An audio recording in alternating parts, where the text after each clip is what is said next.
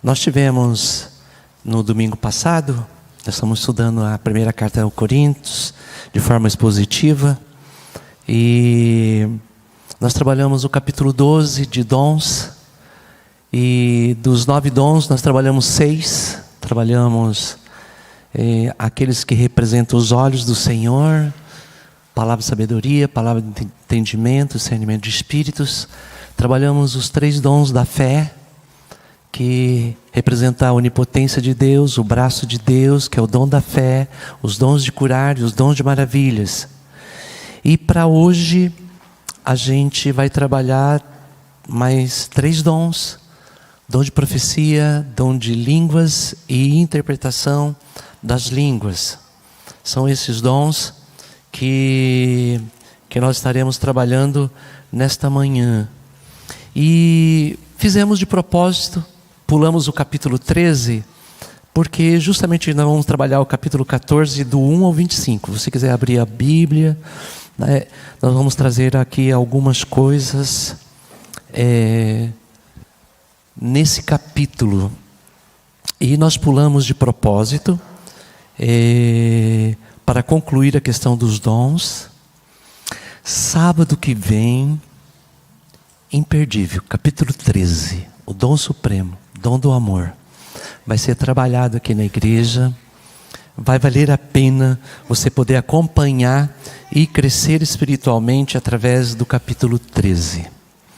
Queremos dizer aos irmãos que falar sobre dons na palavra do Senhor é uma área inesgotável, profunda demais. E com certeza a gente não está esgotando o assunto. Aliás, quando a gente começa a ler o capítulo 12, já fala assim: irmãos, a respeito dos dons espirituais, não quero que vocês sejam ignorantes. Então é da vontade do Senhor que a gente conheça mais. E nós estamos trabalhando só em Corinto. E devido ao nosso tempo, ou o propósito dessa série de reflexões. Mas existe a lista de Romanos 12, a lista de Efésios capítulo 4, de 1 Pedro 4 também. São outras listas de dons que gostaríamos muito de trabalhar. E existem algumas coisas na igreja que até existem alguns testes que a gente costuma fazer em algumas áreas. Ano passado, quando trabalhamos o mês da família, nós difundimos e os irmãos fizeram o teste da linguagem do amor. Depois desse ano, então, já também um grupo de irmãos já trabalhou o teste de temperamento. E queria dizer que existe teste de dons espirituais mesmo, incluindo 1 Coríntios 12, 14, incluindo Romanos, incluindo Efésios, incluindo Pedro. E se houver um interesse, é muito válido, sabe, irmãos, porque às vezes a gente está dentro de um ministério na igreja e a gente não tem aquela segurança, né? Às vezes alguma irmã está no ministério de mulheres e faz alguma atividade ali dentro, mas será que essa é a minha área, o meu dom? Ou o ministério de jovens, de repente, será que essa é a área certa que eu devo trabalhar? Então, se houver interesse, o Ministério de Ensino da igreja está à disposição. Vamos passar um sábado à tarde, fazer teste de dons espirituais e explicar o funcionamento na prática, como é que funciona dentro do corpo de Cristo, para que haja crescimento. Amém? É só nos procurar aí o Ministério de Ensino, trocar algumas ideias, aí nós vamos agendar, procurar uma agenda aí, num sábado à tarde, para a gente debater esse assunto, porque é da vontade do Senhor que a gente não seja ignorante. E olha, por exemplo, capítulo 14, finalzinho lá do versículo 12, ele fala assim: assim também vocês, visto que desejam dons espirituais, procurem progredir para a edificação da igreja. Olha só, a palavra de Deus pede para a gente não ser ignorante e nos desafia a progredir nessa área. Então não é uma coisa que nós devemos conhecer e deixar de qualquer jeito. Não, pelo contrário, nós devemos entender os dons, não ser ignorantes, saber para que serve, nos identificar, buscar com zelo. Lá no final capítulo 12 e aqui o 14, logo no começo, vai falar também sobre buscar com zelo, buscar com diligência, buscar com santificação. Porque os dons, relembrando aqui a mensagem do domingo passado, é para a edificação da igreja, não tem nada pessoal na busca dos dons. Os dons são voltados para servir a igreja, para edificar a igreja, para que a igreja cresça espiritualmente. Então hoje a gente vai trabalhar os 3 últimos dons daquela lista de 1 Coríntios 12, onde representam os lábios do Senhor. O dom de profecia, dom de línguas e interpretação de línguas. E vamos fazer de forma prática. Vamos começar aí no versículo 1. Olha só, no capítulo 13 tratou do amor. A mensagem que nós vamos ouvir, que os irmãos vão mergulhar no sábado que vem. Diz assim: sigam o amor e procure, novamente, com zelo os dons espirituais. Aí ele fala assim, principalmente o de profetizar. E no versículo 2 ele fala do outro dom utilizado para conversar. Ele fala assim: pois quem fala em línguas não fala para as pessoas, mas para Deus. Ninguém o entende, por meio do Espírito fala mistérios. Então, aqui, irmãos, vamos trabalhar em primeiro lugar o dom de variedade de línguas estranhas. Para que serve esse dom? Para que serve, né? O que é, em primeiro lugar? No versículo 2, deixa bem claro que é de edificação pessoal, numa ligação vertical do homem para Deus, de baixo para cima. Então, olha só, versículo 2: pois quem fala em línguas não fala para as pessoas, não é para os outros. Se não é para os outros, traz edificação pessoal, mas o seu direcionamento é para Deus. E aí, se não houver interpretação, diz assim o final, a parte B do versículo: ninguém o entende, porque por meio do Espírito, quem distribui os dons da forma que Ele quer, e usa como Ele quer, quando Ele quer, é o Espírito Santo. E aí diz, fala mistérios. É uma comunicação do homem para com Deus, para a edificação. Esse dom, na igreja de Corinto, estava havendo abuso. Quando Paulo traz alguma orientação sobre a questão dos dons de línguas estranhas, ele não está de maneira nenhuma impedindo ou proibindo, mas colocando ordem. Afinal de contas, foi numa viagem missionária que ele fundou essa igreja. E aí, ele tem toda a responsabilidade de pai espiritual de orientar a igreja. Então, para que serve? Serve para uma comunicação do homem para com Deus. Agora, irmãos, se é da pessoa para com Deus, vamos continuar lendo no versículo 3, diz assim: mas o que profetiza fala para as pessoas, né? E aí tem os 3 verbos: edificando, exortando e consolando. Olha o 4, dando ênfase às línguas estranhas. O que fala em línguas a si mesmo se edifica, mas a profecia para a edificação da igreja. E aí ele coloca aí, não há nada de errado em nós entendermos, conforme o texto bíblico, que o dom de profecia é superior ao dom de línguas estranhas. Olha o versículo, olha como a Bíblia diz aqui no versículo 5. Paulo não está impedindo, pelo contrário, mas ele diz assim: eu quero que vocês falem em línguas, mas muito mais que profetiza. Pois quem profetiza é superior que fala em línguas, a não ser que haja intérprete, para que a igreja receba edificação.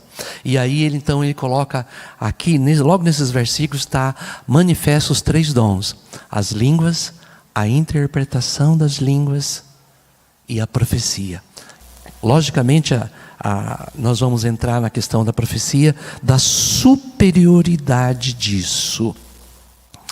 Agora, irmãos, estava havendo abuso? O que Paulo traz a orientação? Versículo 13, ele diz assim: por isso quem fala em línguas, ore para que possa interpretar. A maior responsabilidade de interpretação das línguas é da própria pessoa que fala em línguas estranhas. Então, esse dom da interpretação, por que é tão raro?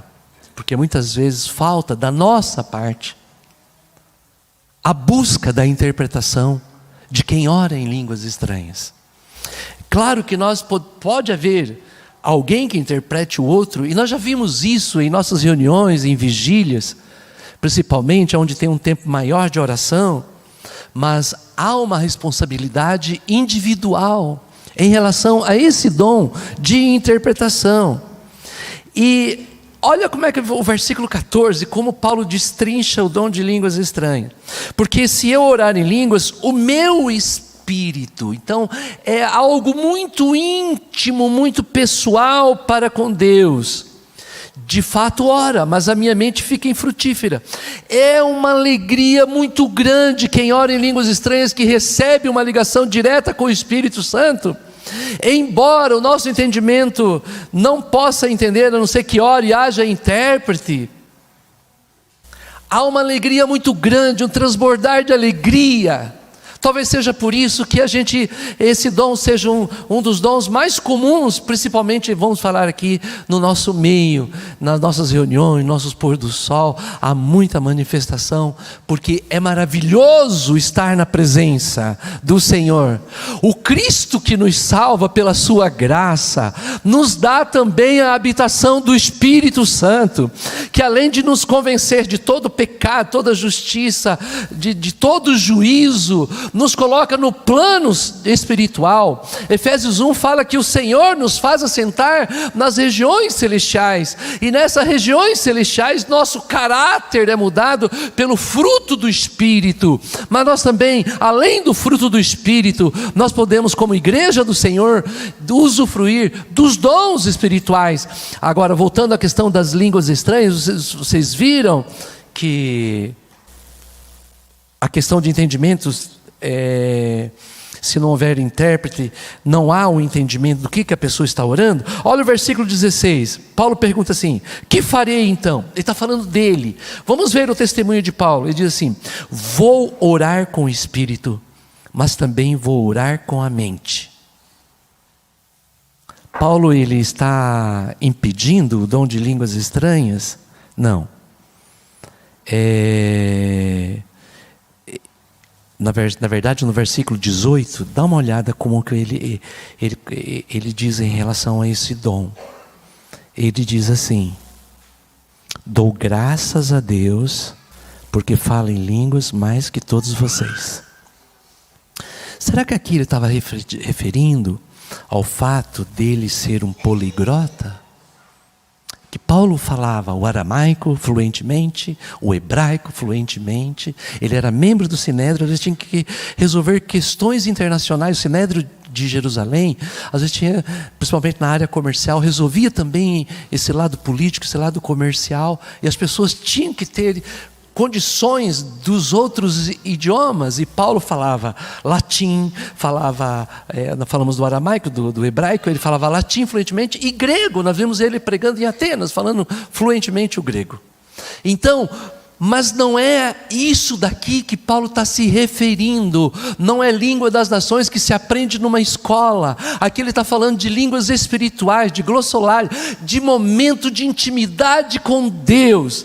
Mas ele está querendo dizer, irmãos, mais ou menos aquilo que Cristo falou, que muitas vezes nós podemos orar dentro do nosso quarto, de porta fechada. Uma coisa é orar de porta fechada, outra coisa é fazer a oração de Daniel com janelas abertas. Há esses dois tipos de coisas, né? E Paulo aqui está querendo dizer o seguinte: não impedindo a igreja de orar em línguas publicamente, mas quando ele diz que eu oro em línguas mais que todos vocês. E é interessante que na dimensão espiritual, a maioria das cartas de Paulo, quando ele escreve, além dele se identificar, ele diz assim: não cesso de orar por vocês. E vocês imaginem a lista de oração de Paulo. Vocês vão encontrar essa expressão em várias das suas cartas. E certamente ele orava por todas as igrejas por onde ele tinha passado. A lista dele era grande. Era uma pessoa que entrava na dimensão do Espírito, que orava em línguas. Ele diz aqui: mais que todos. Certamente no seu quarto secreto ele orava com Deus. E não somente isso, irmãos, porque quem ora em línguas estranhas também, muitas vezes em adoração, ele não apenas fala em línguas, mas ele também canta em espírito também. E Paulo diz o seguinte, ele continua dizendo assim, versículo 15: que farei então? Vou orar com o espírito, mas também vou orar com a mente, com as minhas palavras, né? Vou cantar com o espírito, mas também vou cantar com a mente. Quando ele está falando isso, ele está falando de coisas espirituais, de dimensões espirituais, que para os exercitados espiritualmente. Mas em relação à igreja, no culto público, como que ele preferia? Vamos ver a preferência de Paulo, versículo 19. Contudo, na igreja, olha só, versículo 19: prefiro falar 5 palavras com meu entendimento para instruir os outros, do que falar 10.000 palavras em línguas. Aqui ele está querendo, não está impedindo os irmãos de orar em línguas estranhas, mas está falando uma questão de preferência. E graças a Deus, porque nós temos uma escola bíblica aonde as nossas lições não são ministradas em línguas estranhas, mas totalmente audível, amém, irmãos? Para que os irmãos possam compreender. E aí, ele diz no versículo 20: irmãos, não sejam meninos no entendimento quanto à maldade. Sim, sejam crianças, mas quanto ao entendimento, quando ele fala aqui de ser criança, em relação ao pecado, mas ele diz assim: sejam maduras, pessoas maduras. Então, irmãos, ele deseja que as pessoas fossem maduras. Línguas estranhas servem então para você comunicar com Deus, para você falar com Deus.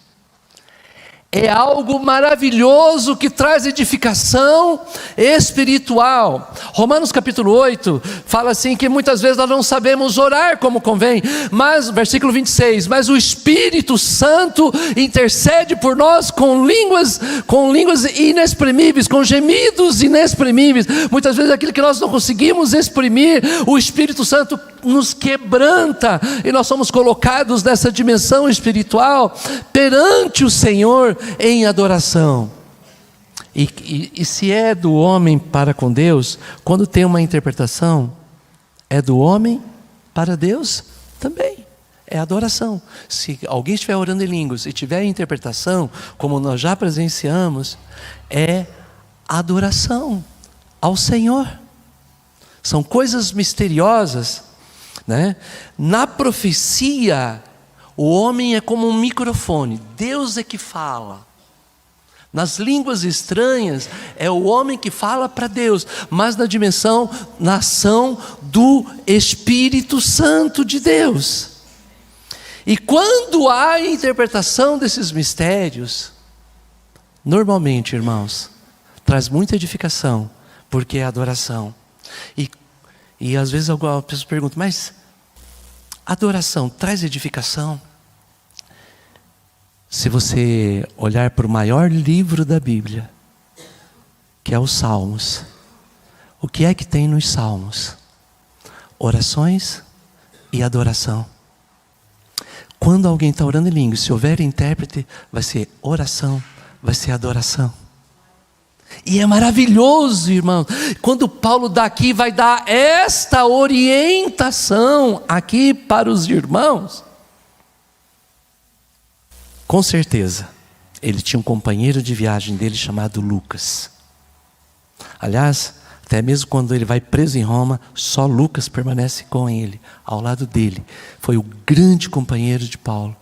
E Lucas, além de escrever o Evangelho, escreveu Atos dos Apóstolos, com todos os detalhes. E certamente, se era companheiro de viagem, eu fico imaginando os diálogos em que Lucas, no seu levantamento histórico do Pentecostes, comentando com Paulo.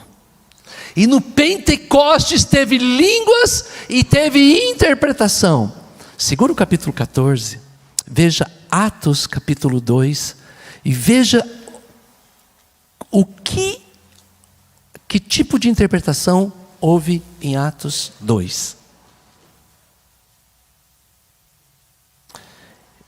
Sendo objetivo no versículo 11. Ele diz assim: tanto judeus como prosélitos, cretenses e árabes, como, aí porque houve o dom de intérprete, olha só, como os ouvimos falar sobre as grandezas de Deus em nossas próprias línguas. Amém, irmãos? As grandezas de Deus. O dom de línguas estranhas é maravilhoso, amém, irmãos? O que Paulo está querendo orientar aqui é o seguinte: publicamente controle, para que não haja exagero, mas particularmente mergulhe, porque orar em línguas é entrar na dimensão do Espírito e falar das grandezas de Deus. É um dom que nós não podemos perder, amém, irmãos? E quando manifestar na igreja, podemos nos alegrar, porque está falando das grandezas de Deus. E aí nós somos desafiados, eu e você, a orar, para que haja mais intérpretes, para que mais irmãos sejam ainda edificados. Efésios 5, a partir do versículo 18, quando Paulo fala a respeito do enchei-vos do Espírito, ele diz assim no versículo 19: falando entre vós em salmos, é o livro de Salmos, hinos, canções e cânticos espirituais. Quando ele coloca cânticos espirituais, novamente aparece a palavra pneumáticos, que significa coisas do Espírito, diretamente pelo Espírito Santo, amém, irmãos? Como nós precisamos meditar, como nós precisamos crescer mais nos dons espirituais. Agora, a profecia é de Deus falando conosco,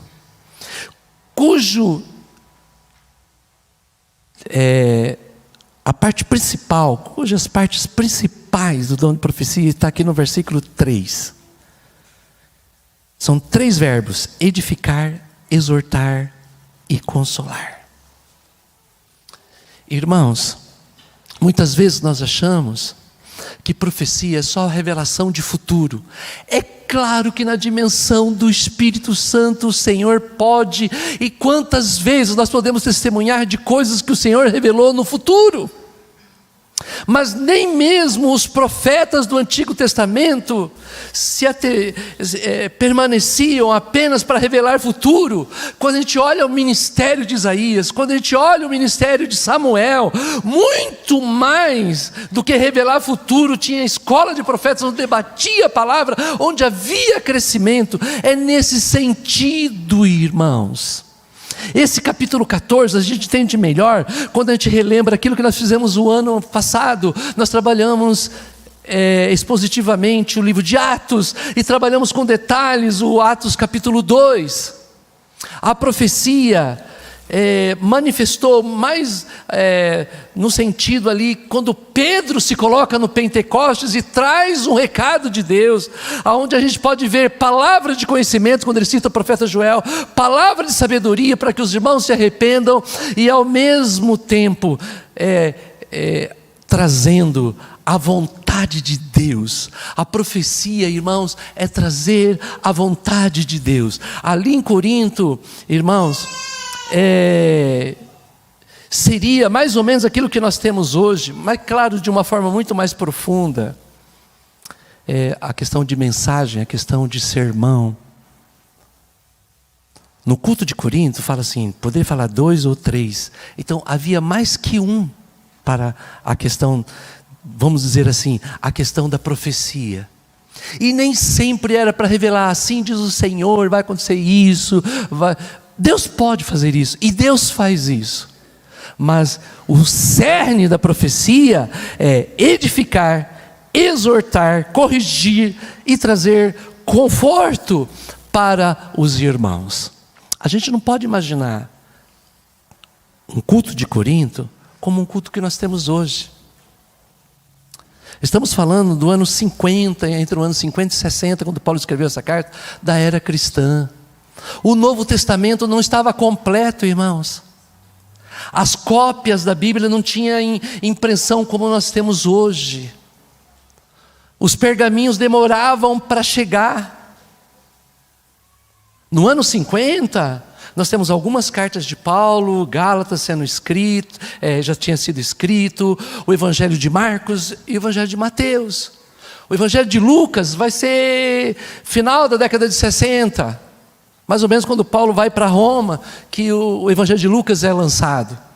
Quando Paulo escreve aos Coríntios aqui, não tinha o Evangelho de Lucas, o de João vai ser depois do ano 70.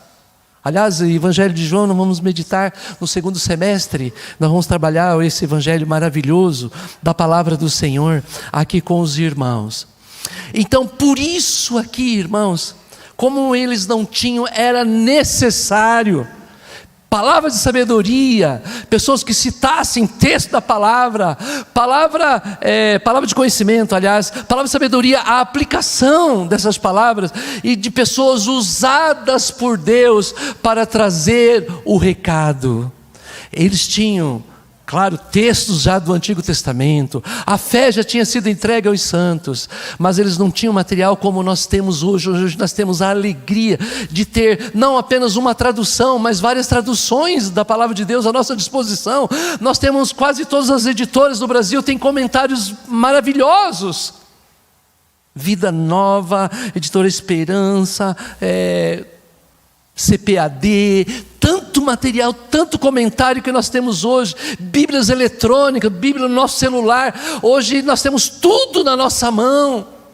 Hoje depende muito mais do nosso esforço né? Hoje a gente prepara, está aqui, ó, irmãos, Ministério de Ensino, prepara lição de pequenos grupos.